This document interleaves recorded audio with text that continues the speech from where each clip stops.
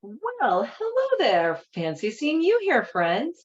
You must be here to read the Catholic Bible for children with me because the stories are so freaking great. So we today are reading from the Catholic Bible for children, and we are moving along. Joseph died. We started with Moses. He was raised in the palace. God spoke to him through a bush, and Moses has just told the Pharaoh, along with his brother Aaron. Moses and Aaron, his brother, went to the Pharaoh and they were like, God says you should set the Israelites free. And Pharaoh's like, nah, no thanks. And that's basically where we left it last time.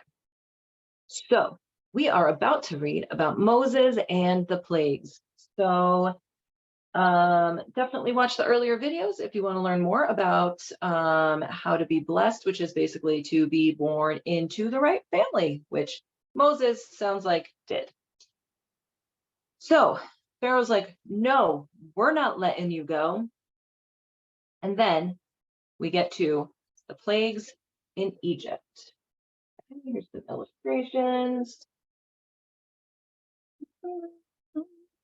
Some plaguey looking pictures. Don't you worry. We'll read more about what these pictures mean. Okay. Plagues in Egypt. Day by day, Pharaoh grew meaner toward the Israelites. He threatened them and gave them more and more work to do. He did everything he could to humiliate them. The Israelites, so beaten down, went to Moses and Aaron and asked them, "Why did you ask Pharaoh to let us go? Don't you see how badly he is treating us now?" Moses called upon the Lord and he answered him, "Go to Pharaoh and tell him to let you go. If he refuses to do this, tell him that I will lift my hand against Egypt and he will suffer from 10 terrible plagues." Moses and Aaron said this to Pharaoh, but backed up by his priests, Pharaoh sent them away. He was not afraid about what the Lord would do. God therefore kept his word. The Nile, which is a great river that supplies water, which the Egyptians drank and used to water their crops, turned into blood. There was nothing but blood for 7 days. But Pharaoh would not change his mind. The second plague was frogs. Millions of frogs came jumping out of the marshes, the rivers, and the ditches. They were everywhere, spoiling everything. Pharaoh, upset by what he saw, promised to let the Israelites go. Yet when the frogs disappeared, he took back his promise. So there was one plague after another: mosquitoes, flies, and sick animals. The Egyptians were tormented by insects. They lost their flocks, and they were covered by painful, infected sores. But Pharaoh would not change his mind. The seventh plague was hail. It destroyed the crops in every field. It fell everywhere in Egypt, except in Goshen, where the Israelites lived. But Pharaoh's heart was hardened, and he would not change his mind. So there was an eighth plague: locusts. They swarmed into Egypt and destroyed and ate everything that the hail had not destroyed. When Pharaoh would not change his mind, there was a ninth plague: darkness. There were 3 terrible, terrifying days of darkness in Egypt. Still, Pharaoh would not change his mind. So Moses proclaimed that there would be a 10th plague, the most terrible of all. Every firstborn of the Egyptians would die. Angel of death would go over the land, visiting the houses of the Egyptians, but not those of the Israelites. Moses ordered each Israelite to kill a lamb, to put a mark with its blood on their doors. They did this. That night, at midnight, when the deadly plague arrived, the firstborn of the Israelites were kept safe, but every Egyptian house was filled with tears. One could hear weeping all throughout the land. Pharaoh could not take it anymore. That same night, he summoned Moses and Aaron and told them, "Go! You are free to go, you and your people." Then we go on to the Exodus, and believe me, we will talk about the plagues in a moment. The Exodus. I can show the illustrations really quickly. If you're listening on the podcast, go to YouTube if you just want to see the illustrations. Looks like, oh, that's the Pharaoh in his horse and carriage. There's Moses talking to God, and there's the Israelites taking off. Okay, the Exodus. After 430 years of slavery, the people of Israel set off on their long journey to freedom in the promised land. They marched along in a column. Guided by Moses and Aaron, the Israelites carried with them all that they could gather together, their ropes, their carts, and their animals. Moses also brought along the bones of Joseph, for he had asked to be buried in his homeland before he died. The Israelites did not know the paths in the desert. They could easily have gotten lost and died, but the Lord himself guided them along. They were led along by a cloud during the day and by a column of fire at night. In the meantime, Pharaoh and all the people began to regret having let the Israelites go free. The Egyptians said, "They used to do our work when they were slaves. Now, who is going to do our work for us?" Pharaoh cried out, "Let's force them to come back." He went out in his battle chariot, followed by 600 other chariots and the very best of his troops. They soon discovered the route that the Israelites had taken and followed after them. Instead of passing through the Sinai, where they would be able to leave Egypt on their way to Canaan, the Israelites had set out toward the Red Sea.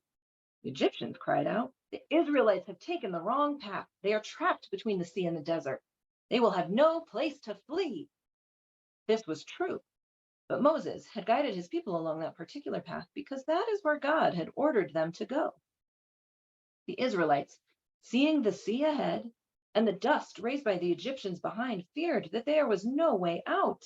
They cried out, "Moses, Moses, why did you lead us here? Now we are going to die in the sea. Why didn't you leave us alone in Egypt?" Moses knelt down and called upon the Lord. He answered him, saying, "Tell your people to march right up to the sea.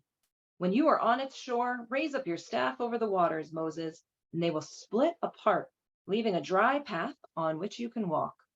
Moses hesitated for a second, but then he heard the shouts of his people who were at the point of panicking. He cried out to them, "Don't be afraid. Calm down. The Lord will not abandon you. He will save you one more time."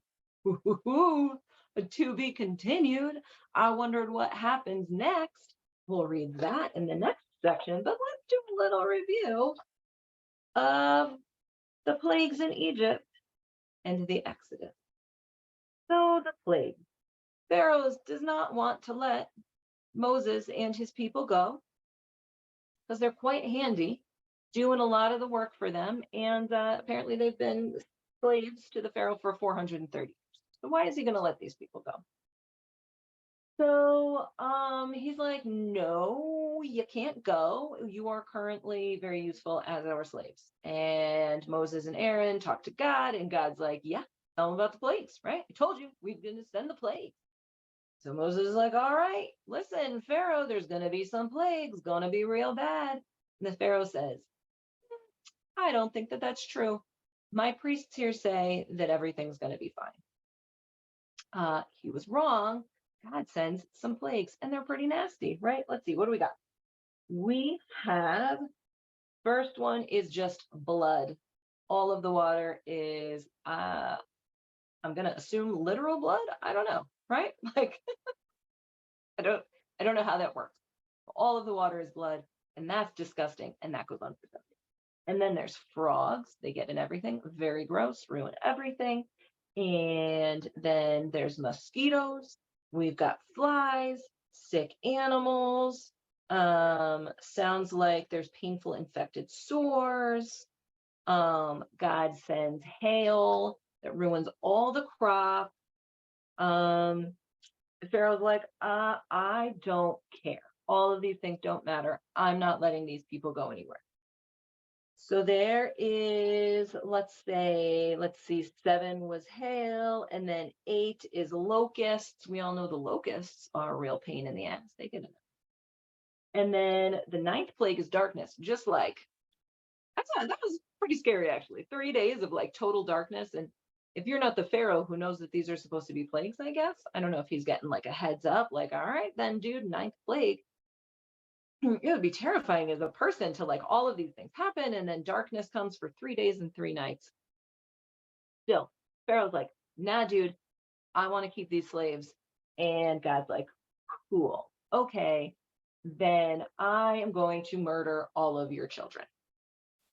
And then Moses is like, "All right, dude, we got to figure out how to make sure that God doesn't kill our children because obviously we're the chosen people and we don't want God to make mistakes. Ugh. So we need to mark our door frames. So we all got to kill a lamb. I don't know how many Israelites there are. That sounds to me like a lot of lambs.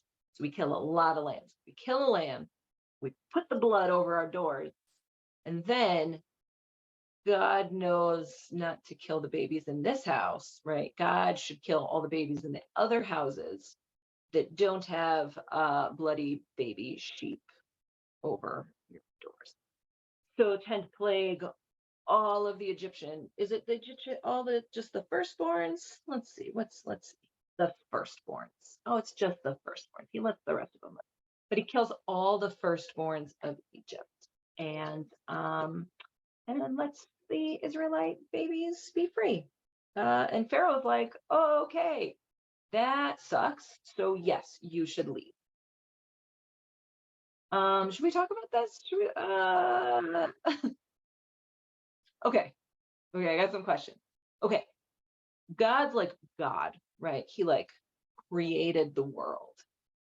And his people, I talked about this last time. It's like it's a little weird that the Egyptians are not his people, right? I know that it he's very picky. He chose one family, and the Israelites, I guess, are the descendants of that family. And I don't understand how the Egyptians are not his people, because like God killed everyone but Noah and Noah's family. So theoretically, all of these people should be descendants of Noah if God killed all the people. I guess that's whatever, up for debate. I don't know. So God's people are the Israelites, not the Egyptians. And the Israelites are slaves. And instead of, I don't know, a bazillion other things he could do, he sends plagues. And those plagues are terrible, and they rain upon all of the Egyptians, not just the pharaoh. He turns a river bloody. Okay. So question about like, okay, very first plague. That sounds like God is very powerful and can do some incredible things. So why is he spending his energy making the river into blood and creating locusts and frogs and hail and plagues and sicknesses? Why is he spending all of his energy doing that instead of just like freeing the people or something? Like, I don't know, like killing the pharaoh. I don't know. Right? Like, you got to wonder, kind of puts energy into a lot of weird places instead of just like doing the thing he wants to be done, which you would assume that like your God, you could just do it. You could just be like, hey, you know what I've decided? I want the Israelites to be free. I will just make that so. But no. Okay. So that's very dramatic. He's kind of a showman. He does 10 plagues, including killing babies. Don't worry, right? They're not his people's babies. So, like, no big deal, right? It's a dick. We've talked about this before. So he kills all of the firstborn children of the Egyptians. Pharaoh's like, okay, God's very dramatic. I am, in fact, going to let his people go. We let them go. And then apparently the Egyptians are confused about how to do work for themselves. They don't know what to do. They're like, oh my gosh, now we don't know what to do. Who cares about the fact that God has killed all of our firstborn children? Let's go get those people back. So Pharaoh's like, right? We don't want to do our own work. Let's go get them. So they chase after them on their chariots. The chariots are headed through the desert, and Moses and his people are caught between the desert and the Red Sea, right? And they're very upset. And they're like, Moses, seems like a terrible plan that you've had. Oh, we just fled Egypt, and now we're stuck between the Red Sea and the Egyptians, who are now coming to slaughter us, I'm assuming. Or no, to get us back. They want to get them back. They want their slaves back. And Moses is like, God, now's your chance, right? You led us in this direction. What are we supposed to do? And God's like, don't you worry. Go stand on the edge of that sea, and I'm going to let you through. I don't know. What do we learn through this story? God's dramatic. He's passive aggressive. He doesn't just say, Pharaoh, I did 10 plagues. You should really back off now, right? He could appear to Pharaoh in a burning bush and be like, dude, 10 plagues, back off. Instead, he's like, don't worry, Moses, I'm going to do another dramatic, showy, amazing thing. And you go stand at the end of the sea, and I'm going to do some amazing magic tricks and let you walk on the seafloor. I'm going to split it for you, your people, and you are just going to walk right through that Red Sea. Okay.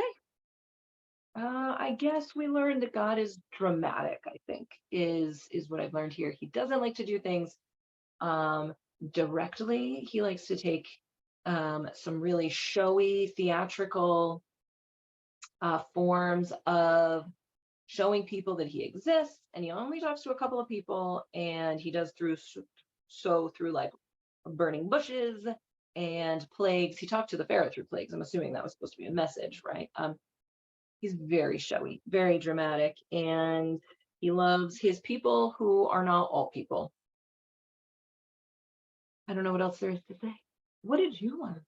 What did you learn about God, about religion, about Catholicism, about Moses? What did you learn in this story?